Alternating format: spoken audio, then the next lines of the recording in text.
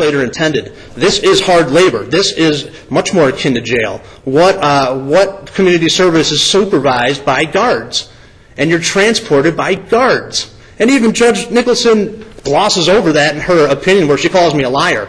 She says that I'm a liar because I looked at the WWAM pamphlet and I just put down what they do there, which is not a lie at all, but really it's 100% absolutely the truth. And yet I'm apparently a liar for that. But the bottom line is that this is like the chain gang. That's what this is. I mean, yeah, you don't get credit for jail time, but this program was specifically designed as an alternative to jail. That's what they put in all their literature, and that's what it is. It's not designed for somebody who can't go to jail.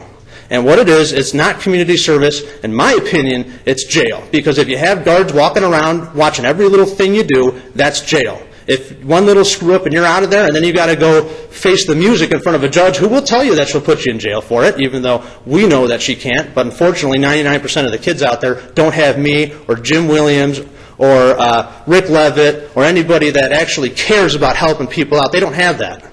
So they do go to jail. And then we wonder why up here we can't put real criminals in jail, because our jail is crowded with a bunch of kids that didn't really do anything wrong and shouldn't even be there. So it's just a shame.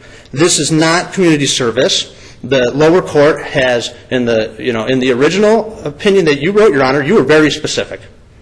You said you cannot get WWAM weekends for a probation violation for MIP. Now, I know the court's probably wondering why we pled guilty at the probation violation. And here's the reason why we did and why we didn't do it at the contempt of court hearing.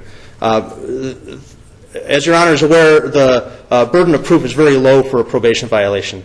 Now, I personally feel as though Mr. Sowell's probation violation should never have been punished for what he did, because he didn't do anything wrong. It was because, when you put 8 million kids on probation, their probation officer gets so overworked that they'll never even call the kids back, which is what happened in this case. But technically, it was a violation. Technically, he didn't get to go to his probation meeting because Oakland University kicked him out of the dorms for spring break, and even though he called a whole bunch of times to the probation department, technically, he wasn't there, and that's enough for a probation violation. Now, I was hoping that Judge Nicholson, after having gone through all this and realizing that Mr. Sowell was just a good kid, would have cut him loose. But she didn't do that.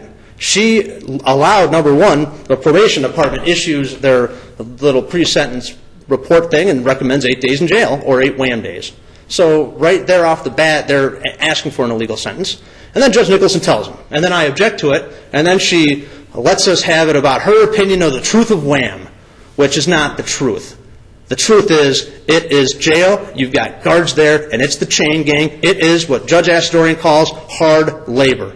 So, Your Honor, I would ask that Mr. Sowell's our appeal be upheld, that if Your Honor finds that this is an appeal by leave and not appeal of right, that Your Honor accepts this appeal by leave, and please, for my kid, Mr. Sowell, who didn't deserve this, and who didn't do anything wrong, and who did all the stuff he was supposed to do, including all his community service, all the programs they told him to do, find that he doesn't have to do WWAM. Please, Your Honor. Thank you very much.